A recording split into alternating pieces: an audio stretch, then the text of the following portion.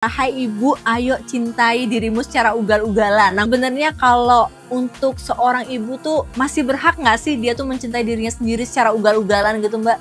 Aduh, ibu nih udah pusing banget di kantor, banyak kerjaan malah kamu rewel, gimana sih? Karena anak menyerap sebetulnya energi yang kita bawa dan yang kita pancarkan. Oke, jadi tadi Mbak Mia menyampaikan bahwa sebenarnya indikatornya adalah ketika ibu tuh happy, ibu itu juga tahu bahwa bagaimana karakter dia sendiri. Nah, ada nggak sih sebenarnya batasan antara ibu itu menikmati me time-nya dia happy dengan egois gitu?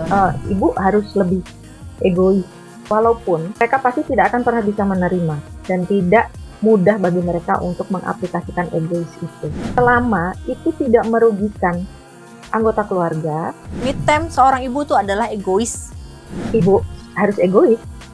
Ibu harus punya waktu untuk egois. Gitu. Jadi itu mitos, karena faktanya ibu harus punya waktu untuk egois selama tidak merugikan dan tidak mengabaikan keluarganya.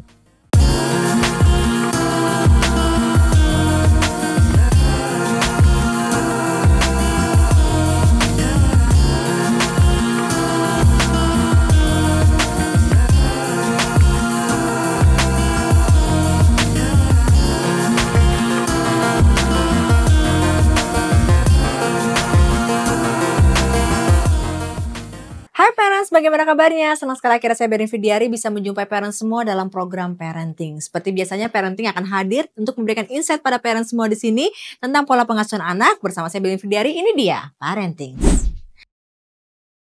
Oke parents, kali ini kita akan ngebahas tentang sebagai seorang ibu tentunya ketika kita menjabat sebagai seorang ibu dengan jabatan baru itu banyak hal yang mungkin berubah dalam hidup sebagai seorang perempuan kemudian berubah menjadi seorang ibu.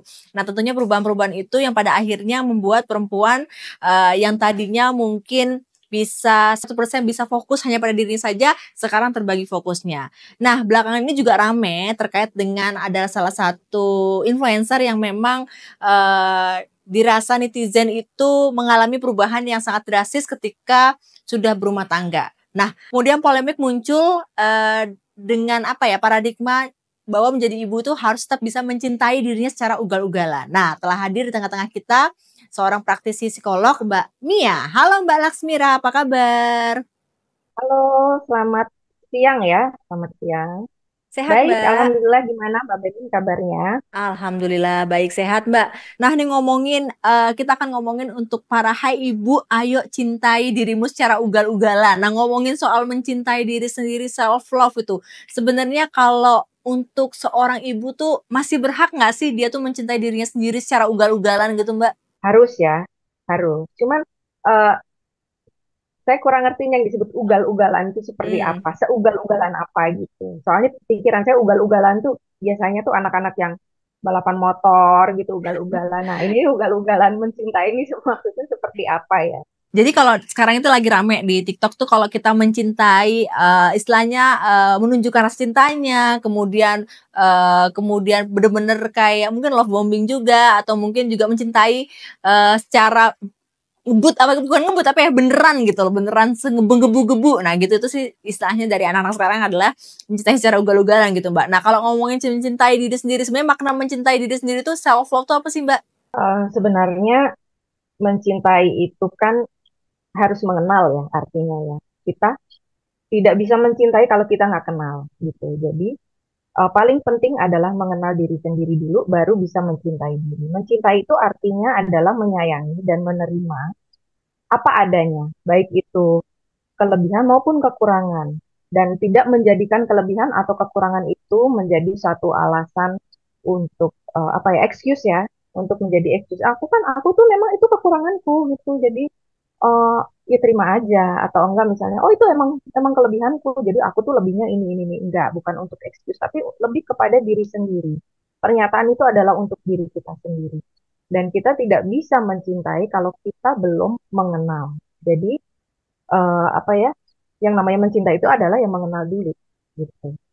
Oke, nah ketika menjadi perubahan antara menjadi perempuan kemudian menuju menjadi seorang ibu gitu kan, tentu kan ada hal-hal yang berubah nih. Nah, ada nggak sih perbedaan atau mungkin perubahan cinta terhadap diri sendiri sebelum menjadi seorang ibu sama setelah menjadi ibu tuh biasanya ada nggak sih dalam sisi perempuan, Mbak? Oh, banyak sekali. Nggak hanya perempuan sebetulnya, laki-laki juga ya. Hanya memang karena perempuan ini memiliki kelebihan dalam emosi, jadi bagi perempuan itu akan sangat terasa sekali. Perubahan bentuk tubuh pun akan bisa mempengaruhi emosi. Perubahan hormon dan lain sebagainya, perubahan keadaan, situasi, bahkan profesi itu akan bisa mempengaruhi banyak sekali dalam diri, terutama perempuan gitu. Jadi ketika yang tadinya dia sebelum menikah dia memiliki banyak kebebasan untuk memilih kegiatan, aktivitas, dan keputusan adalah dari dia sendiri tanpa harus mempertimbangkan orang lain, tanpa harus mempertimbangkan ada anak atau dengan pasangan, itu akan jauh berbeda ketika kita sudah berbagi hidup dengan orang lain dan juga sudah harus menggeser prioritas kita kepada orang lain seperti anak gitu. Oke, jadi tentu ada perubahan-perubahan yang tadinya mempertimbangkan satu dua hal, yang tadinya tidak mempertimbangkan satu dua hal, kemudian sekarang jadi mempertimbangkan sedua hal seperti itu ya Mbak. Nah, ketika seorang perempuan yang tadinya mungkin belum rumah tangga kemudian menuju ke rumah tangga, sudah memiliki keluarga dan anak gitu. Sebenarnya perubahan mencintai diri sendiri itu seharusnya dimaknai seperti apa, Mbak? Apakah justru tadi menerima kondisi termasuk bagian dari penerimaan, kemudian akhirnya tetap tetap mencintai diri sendiri dengan versi yang berbeda atau mungkin menambah cintanya dengan bentuk yang lain seperti itu, Mbak? Ya, jadi ketika profesi kita dan situasi kita sudah berubah, maka kita juga harus beradaptasi dengan situasi dan kondisi itu. Kita harus tahu sebelumnya kita akan memasuki dunia yang seperti apa yang akan kita hadapi. Memang kita tidak akan pernah betul-betul siap, tapi kita bisa antisipasi. Kenali diri-diri kita seperti apa, misalkan kita kalau pindah ke suatu situasi yang tadinya di zona nyaman kita seperti ini, kemudian kita pindah, kecenderungan kita itu biasanya ketika pindah seperti apa? Apakah kita cenderung panik ataukah kita justru excited gitu, semangat dengan perubahan itu atau seperti apa? Kenali diri diri kita seperti apa, kemudian baru kita mencoba untuk beradaptasi dengan situasi yang baru, lingkungan kita seperti apa. Antisipasi itu sangat penting bahkan sebelum menikah. Jadi lingkungan yang akan kita tinggali itu seperti apa, pasangan kita seperti apa. Ya memang kita akan belajar lagi, menjadi apa pelajaran baru lagi ketika kita sudah betul-betul menjalani hidup. Tapi paling tidak kita ada antisipasi untuk mengetahui lingkungan kita seperti apa, kemudian keluarga baru kita seperti apa, pasangan kita seperti apa, lingkungan kita seperti apa, dunia yang akan aku geluti itu seperti apa. Semua baik dan buruknya, bukan baik buruk ya, positif negatifnya itu kita pelajari seperti apa. Aku seperti apa. Jadi aku kalau ada di dalam posisi seperti itu kira-kira aku akan seperti apa. Antisipasiku seperti apa, kegiatan yang akan aku lakukan seperti apa. Nggak apa-apa wacana dulu kalau belum ya, kalau belum. Hmm. Nggak apa-apa rencana dulu, wacana dulu, tapi itu bisa menjadi satu tolak ukur ketika kita misalkan sudah bingung, kita bingung ketika kita menjalani, kita ingat lagi, kita buka lagi ke rencana kita di depan itu tadinya kita mau seperti apa, aku akan seperti apa. Itu sih lebih antisipasi seperti Oke, itu. baik. Jadi istilahnya berusaha untuk cepat beradaptasi dengan kondisi perubahan itu sendiri ya, Mbak Mia ya. Nah, sebagai seorang ibu itu sebenarnya bagaimana sih menunjukkan rasa cinta pada diri sendiri sebagai seorang ibu tuh contoh-contohnya tuh konkretnya seperti apa, Mbak? Yang pasti me time itu harus ada ya. Me time yang memang betul-betul berkualitas, memenuhi kebutuhan dari diri kita seperti apa. Jadi kalau misalkan me time-nya itu eh, belanja ya, kalau terus-menerus seperti itu kan itu hanya akan memberikan hiburan yang semu sebetulnya, Hmm. tidak memperkaya diri sendiri gitu.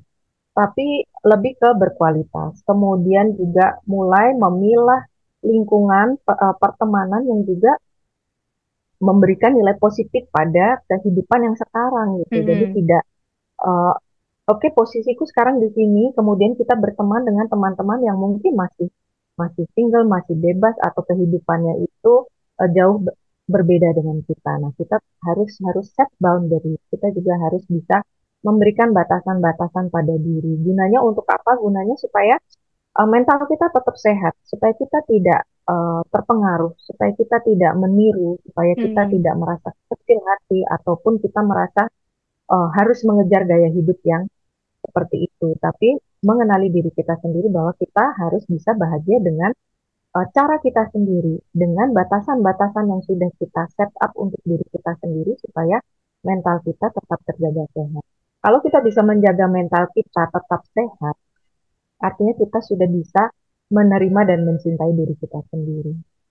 Oke, jadi ketika kita berusaha untuk menjaga mental kita tetap sehat dengan tadi ya, faktor-faktor eksternal, faktor internal dari dalam dan luar itu, sebenarnya adalah proses bagaimana kita mengenal diri kita sendiri, begitu ya Mbak Mia ya. Nah, apa sih yang terjadi jika seorang ibu itu menyadari, mengenali dirinya, kemudian pada akhirnya dia mencintai dirinya sendiri, sebelum akhirnya memberikan, cinta itu kepada orang lain tuh efek di anak, keluarga, suami itu seperti apa Mbak? Kalau kita bahagia, kalau ibu bahagia, maka anak juga akan bahagia. Begitu pula pasangan kita. Karena energi yang kita pancarkan dari dalam diri kita itu terserap oleh orang-orang di sekitar kita, Hmm, terutama anak. Karena hmm, anak memiliki kaitan sangat erat ya dengan orang tua. Jadi kadang kita tidak bicara aja, kita nggak ngomong aja, anak tahu apa yang hmm. ibu sedang tidak baik-baik aja gitu. Nah, emosi kita akan bisa menampilkan itu semua. Emosi kita akan bisa berpengaruh dengan kondisi kesehatan mental kita. Ketika kita tidak tenang, ketika kita sedang kelelahan, ketika kita sedang tidak terima nih dengan satu keadaan atau satu situasi yang sedang menimpa, emosi kita akan mudah terpengaruh dan keluarga, anak-anak dan pasangan akan bisa menyerap itu. Jadi uh, jangan heran kalau, aduh ibu nih udah pusing banget di kantor banyak kerjaan, malah kamu rewel gimana sih? Karena anak menyerap sebetulnya energi yang kita bawa dan yang kita pancarkan. Karena seringkali anak-anak itu nggak paham kenapa sih kamu rewel, nggak tahu gitu. Karena Hmm. anak-anak menyerap energi dari orang tua yang unhappy. Oke, itu untuk anak-anak ya, apalagi terlebih untuk anak-anak yang belum bisa berbicara ya, ketika ibunya senewan atau mungkin ngerasa nggak moodnya nggak oke itu diserap oleh anaknya, anaknya juga bisa jadi ikutan rewel seperti itu. Contoh konkretnya bisa seperti itu ya Mbak ya. Oke, baik. Nah, kalau misalkan kita berada dalam pribadi yang tidak enakan nih Mbak, terus sebenarnya nggak enakan nih untuk nolak, nggak enakan nih untuk berkata tidak gitu kan. Tapi itu tidak sesuai atau mungkin tidak nyaman dengan, kondisi kita pada saat itu. Nah, sebagai seorang ibu tuh harusnya gimana sih, Mbak? Ya, itu tadi harus bisa set boundaries ya. Jadi kita harus kenal diri kita seperti apa. Itu sebabnya saya ada di IG saya suka kasih tips ya. Mhm, Tips untuk mengenali diri sendiri. Seperti misalnya kecenderungan kita kalau kita ada di tempat umum itu seperti apa. Apakah mhm. kita bersedia menolak atau kita nurut aja, walaupun kata hati kita sebetulnya tidak seperti itu. Nah, kita kenali diri kita seperti apa. Kalau kita adalah pribadi yang susah menolak, tidak mau mengecewakan orang lain, kita harus kenali itu, kita harus sadari itu, dan kita harus uh, set batasan di situ. Oke, aku kalau ketemu orang ini, seperti ini, pribadi yang seperti ini, atau orang yang, wah ini aku kalau ketemu dia, aku bakalan nggak bisa say no. Gitu. Kita harus memberi batasan. Oke, aku ketemu dia 1 jam aja, hanya di tempat itu aja. Habis itu aku harus undur diri. Nah, itu salah satu contoh dari memberikan batasan kita karena kita tahu diri kita seperti apa. Kalau kita terus-menerus, kita tahu kita seperti apa. Tapi kita terus memaksakan kita berada di situasi atau dikelilingi oleh orang-orang yang uh, bisa mendominasi kita. Nah, itu akan akibatnya akan kita tidak hanya tidak bahagia, tapi kita juga akan uh, mentalnya tidak sehat. Dan itu pasti akan berpengaruh dan ditiru oleh anak. Jadi sebenarnya, lebih kepada jika faktor eksternal tidak bisa kita kendalikan, maka yang bisa kita kendalikan adalah faktor internal kita tadi ya, dalam diri kita sendiri. Ketika kita tidak tahu bahwa kita tidak bisa menolak, eee, ajakan atau permintaan orang lain, berarti kita sendiri yang memposisikan, dan mengkondisikan dari diri kita gitu ya, Mbak, ya? Itu adalah Oh, mengenali diri sendiri mengenal seperti sendiri itu. sendiri. Sebenarnya indikator apa seorang ibu sudah bisa mengenal dirinya sendiri?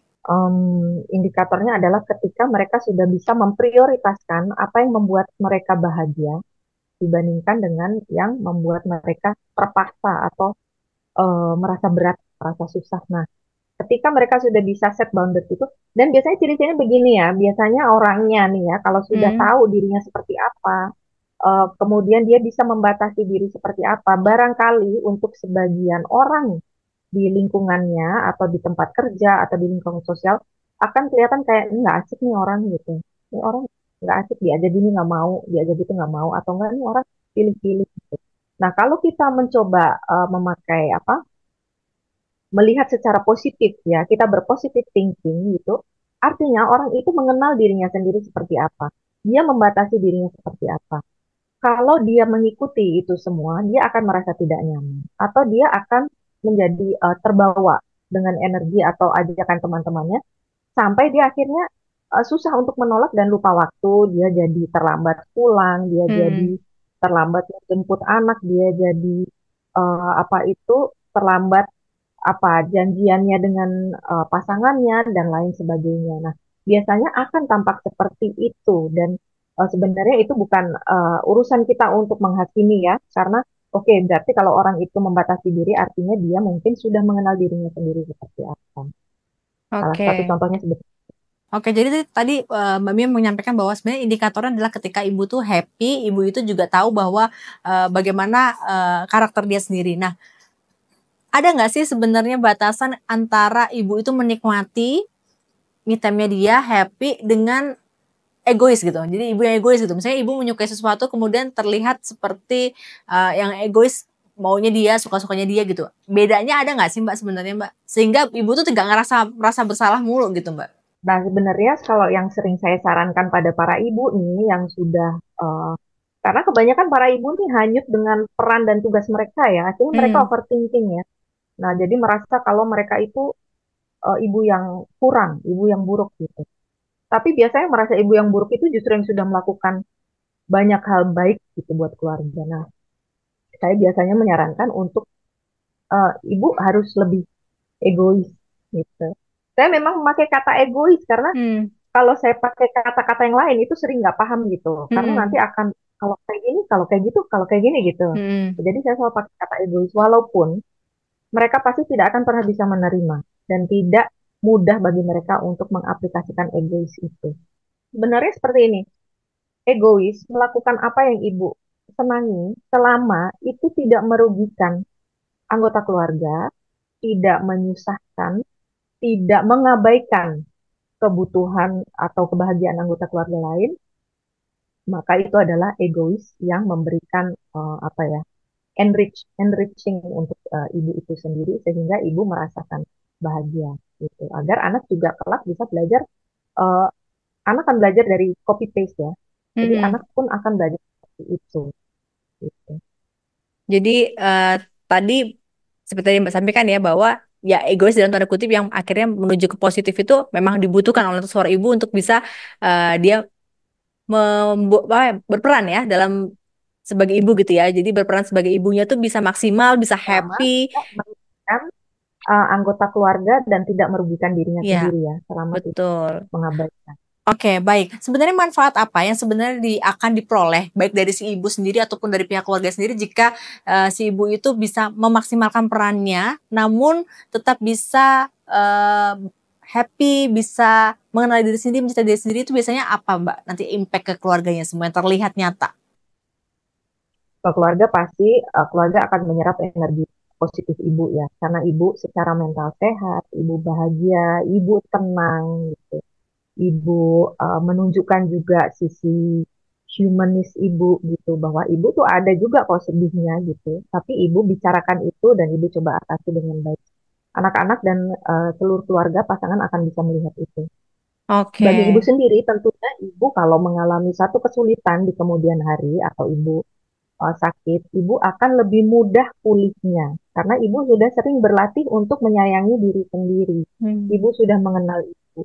Kemudian bagi keluarga, bagi anak-anak, yang jelas mereka akan kecipratan kebahagiaan ibu dong. Ibu jadi lebih apa sih, lebih toleransi, Hmm. ibu berempati dengan mudah, ibu kalaupun ibu ada emosi negatif, ibu cepat sekali pulihnya kembali gitu. Kemudian ibu komunikasinya juga lebih baik.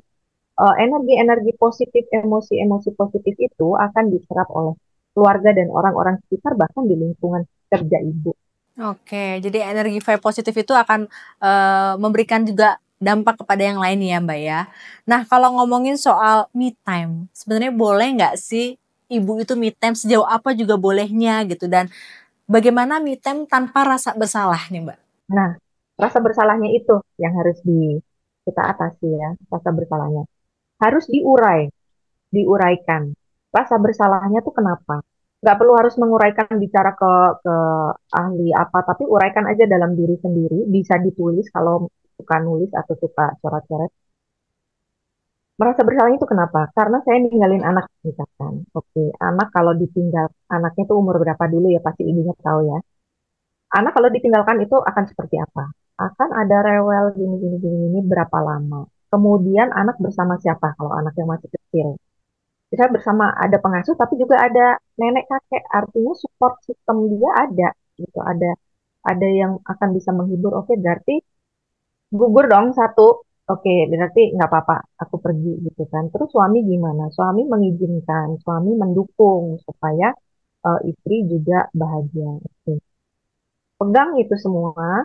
Kalau sudah mendapat izin, kalau sudah bisa melihat bahwa situasi kondisi oke dan ketika sedang me time, bolehlah sekali-sekali cek anak gimana situasinya. Kalau ternyata happy, oke, nggak apa-apa. Nah, balik lagi artinya tidak merugikan orang lain, tidak juga merugikan diri sendiri. Tidak merugikan diri sendiri artinya tidak me time terus melakukan hal-hal yang berlebihan yang akan bisa merusak diri. Nah, itu semua sudah cukup untuk ibu bahwa ibu punya waktu untuk senang-senang nih atau ibu untuk santai kadang-kadang nggak perlu harus me time-nya itu nggak perlu harus belanja nggak perlu harus mukbang nggak perlu harus yang sosialita yang seperti apa karaokean nggak harus kadang-kadang ibu tuh kadang cuman perlu waktu ngopi sendiri ada yang seperti itu Hmm, atau ketemu sama bestinya aja iya. ngomong yang nggak nyambung ngomongin apa udah setelah Hmm. itu udah pulang. Nah, itu udah cukup buat ibu dilakukan itu misalkan rutin atau setiap kali ada waktu. Gitu. Oke, baik. Jadi, me time itu butuh banget dilakukan oleh para ibu untuk bisa nge-recharge juga ya, Mbak, ya? Sehingga dia bisa terjaga mood-nya, bisa kembali lagi semangatnya, bisa kembali lagi, beraktivitas dan berperan sebagai seorang ibu dengan happy, seperti itu ya, Mbak? Nah, sekarang kalau misalkan, kita ngomongin mitos atau fakta nih, boleh dijawab ya, Mbak, ya. Nah, ketika mengupas mangga, biasanya ibu itu cenderung akan lebih memilih memakan bijinya. Sebenarnya ibu makan dagingnya tuh boleh nggak sih, Mbak, tanpa merasa bersalah? Ini ada macam-macam ya sebenarnya. Enggak cuma mangga doang. Tapi ya jelas lah ibu boleh makan daging buahnya. Bahkan bersama anak-anak itu anak-anak kan sangat lebih senang. Karena gini, kalau ibu terus-menerus menonjolkan hal itu ya, bisa-bisa anak berpikir, ah nanti aku kalau udah jadi ibu, aku yang doyan mangga ini, aku harus makan bijinya doang itu kan Hmm, iya. jadi satu contoh yang sebetulnya nggak begitu positif gitu. Tapi kalau ibu naturally begitu dengan senang hati, ya nggak masalah juga. Tapi itu kalau itu mitos atau fakta ya itu mitos gitu. Karena ibu melakukan itu apapun yang ibu lakukan itu harus dengan senang hati ibu gitu. Jadi kalau ibu mau makan bijinya, tapi ibu senang dan ibu bilang ke anak kalau emang ibu memang senang, ibu senang dagingnya, ibu senang bijinya. Ya udah, anak pun akan senang itu. Tapi jangan lupa juga berbagi makan bersama si mangga itu bareng-bareng dengan anak Iya. supaya anak juga merasa bahwa ada kebersamaan, kedekatan dengan ibu bahwa ibu tidak selalu melulu adalah pengorbanan. Enggak, tapi ibu juga bisa merasakan kebahagiaan bersama karena itu juga bisa jadi quality time antara ibu dan anaknya. Iya. Oh, kita makan bareng. Kita ini ibu tuh nggak selalu harus berkorban. Ibu tuh nggak selalu isinya pengorbanan. Ibu juga Oke. seneng kok. Ya, sama seperti pernah, di salah satu sosial media, salah satu influencer Pras Teguh ya, dia menyampaikan bahwa makanan kesukaan ibu saya adalah kepala ikan sisa saya. Itu kan jadi catatan juga ya, Mbak, ya, bahwa ternyata kadang-kadang juga sebagai seorang ibu dulu kita suka makan ekornya nih misalkan, tiba-tiba ketika sudah dewasa kita lebih mengalah gitu kan, kemudian lebih lebih memilih memakan kepala ikannya nih gitu-gitu. Tapi tadi Mbak sampaikan ya, sebaiknya Selama ibu memang seneng ya, gimana? selama ibu memang senang itu. Mhm mhm. Jangan tiba-tiba kayak tadi Mbak bilang ya, nanti akhirnya merubah paradigma si anak, "Oh berarti kalau aku sudah menjadi ibu harus seperti itu ya," seperti itu ya Mbak jadinya ya Mbak ya? Harus ya, harus Mhm yang mhm. banyak. Oke Karena baik. setiap orang berbeda-beda, bahkan anak pun berbeda. Jadi ada ya ibu yang cerita seperti ini, misalkan. eh, waktu kamu kecil, waktu ibu pertama kali jadi ibu, waktu kamu kecil, ibu nggak pernah membiarkan kamu tidur, terus ibu membelakangi gitu. Hmm. Aduh, rasanya itu kayak nggak kayak gimana ya, kayak nggak ngejagain banget. Nanti kalau ada apa-apa gimana? Nah, anak itu ketika jadi ibu ada perasaan kalau dia tuh mau mau mau balik badan, dia tuh mau balik badan karena dia udah pegel. Tapi dia ingat ibunya tuh selalu bilang seperti itu. Akhirnya dia jadi merasa bersalah kalau dia harus memalingkan badannya ketika anaknya tidur sebelah kanan, dia mau memalingkan ke sebelah kiri. Nah, sesimpel itu bisa Iya. menjadi suatu pengaruh dan menjadi apa ya, bagi anak itu adalah suatu, aduh aku sebenarnya tertekan ya, aku harus harusnya kepengen kepengen badanku rebahan ke sebelah sini, cuma Hmm. nanti aku bukan ibu yang baik gitu. Nah, sederhana itu pun bisa berpengaruh. Bisa berpengaruh ya. Oke, ibu tidak boleh ikut tidur siang. Nah, gimana, Mbak? Mitos ya, karena ibu Hmm. sebisa mungkin justru ikut istirahat ketika anaknya istirahat. Tidur siang itu kan kalau secara saintifik itu memang bagus buat tubuh ya untuk recharge seperti itu. Walaupun memang secara secara naluri ya, naturally ada ibu-ibu yang nggak bisa tidur siang. Kalau tidur siang itu justru tidurnya jadi nggak nyaman karena Hmm. ibu itu tugasnya kan nggak ada job desk-nya ya. Jadi kadang-kadang ibu-ibu itu berpikir kalau dia tidur, yang dia takutin adalah nanti kalau anaknya nyari gimana, nanti kalau Hmm. ada yang datang ketok-ketok nggak denger gimana, nanti kalau ada apa-apa gimana. Nah, seperti itu. Tapi ibu harus cukup istirahat, tidur siang itu bagus. Iya. Jadi kalau dulu kita mendengar ibu kita bilang kalau lagi tidur jangan dibangunin ya gitu. Sekarang setelah menjadi ibu baru kerasa nih, oh ternyata segitu mewahnya ya. Ketika tidur siang bilang tidur sebentar ya jangan diganggu itu ternyata ketika sudah jadi ibu terasa sekali mewahnya gitu. Terasa sekali bahwa oh itu adalah suatu hal yang berharga seperti itu ya Mbak ya. Oke, mitos atau Apalagi kalau fakta? ketiduran ya, Ya kalau itu lebih ketiduran tuh enak nyaman banget. dibandingkan ingat tidur. Eh, Oke, mitos atau fakta ibu nggak boleh sakit? Nah, ya mitos ya, yang jelas ya. Ibu itu pasti ada sakitnya dan nggak apa-apa ibu menunjukkan sakit itu, nggak apa-apa. Tapi juga bukan berkeluh kesah tuh juga enggak gitu. Ibu bisa bilang kalau misalkan ya ke anak, kak, kakak bisa tolong gantiin ibu untuk bantuin ini menyiapkan meja makan dan ini itu. Ibu lagi nggak enak badan nih kak rasanya. Bisa tolong ambilin ibu minum nggak? Atau bisa tolong ambilin obat ibu di sini gitu. Justru Hmm. itu melatih anak juga untuk bisa berempati bahwa ibu itu bukan superhero gitu. Hmm. Kalau ibu adalah superhero ya balik lagi nanti ketika dia jadi mau jadi ibu dia ada pikiran bahwa aduh aku harus nggak boleh sakit, aku harus kuat, aku harus serba bisa gitu. Jangan Iya. sampai seperti itu. Melatih juga anak untuk melatih anggota keluarga juga untuk bisa berempati bahwa ibu tuh ada capek, ibu tuh ada sakit. Dan kalau ibu sakit, aku harus bagaimana? Nah, itu yang Oke. perlu juga dilatih oleh anggota keluarga. Oke, baik. Terakhir, me time seorang ibu tuh adalah egois. Mitos atau fakta? Ibu harus egois, ibu harus punya waktu untuk egois gitu. Jadi itu mitos karena Oke. faktanya ibu harus punya waktu untuk egois selama tidak merugikan dan tidak mengabaikan keluarganya. Oke, baik Mbak Mia. Jadi ngomongin soal ibu sebenarnya apa ya? Aku pengen juga menyadarkan para ibu semua di sini bahwa suatu hal yang seperti me time, mencintai diri sendiri itu adalah sebagai bentuk pengisian tangki cinta kita sehingga kita bisa memberikan tangki cinta itu kepada seisi rumah. Seperti itu ya Mbak ya. Betul kan ya Mbak? Cuman yang pengen saya kesampingkan itu istilah ugal-ugalannya ya. Nah, Oke.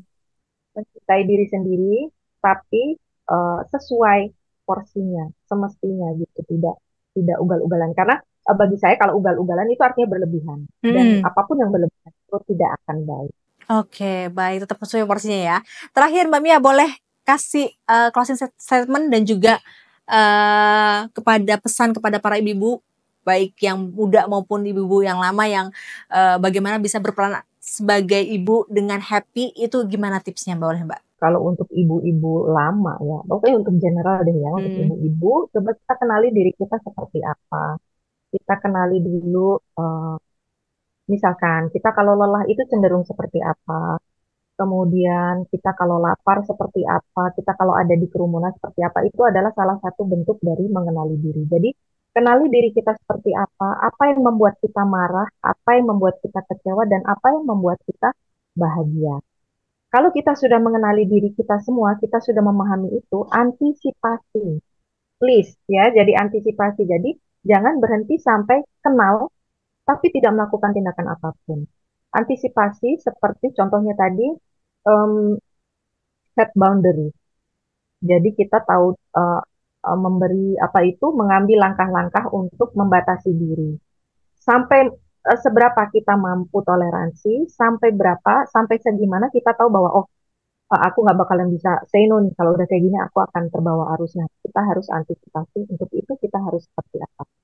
Semakin kita mengenali diri kita sendiri, itu kita bisa merawat diri kita, dan itu namanya sudah mencintai diri sendiri. Karena mudah bagi kita untuk mengungkapkan cinta kepada orang lain, kepada anak, kepada pasangan, dan kepada teman atau kepada yang lain. Tapi tidak mudah bagi diri kita untuk menyatakan bahwa kita mencintai diri kita sendiri. Jadi, mengenali diri, bertindak, ya, antisipasi, itu adalah salah satu bentuk dari merawat diri. Dan kalau kita sudah merawat diri, artinya kita sudah mencintai diri sendiri. Itu aja. Dan di setiap Oke. fasenya itu pasti beda ya.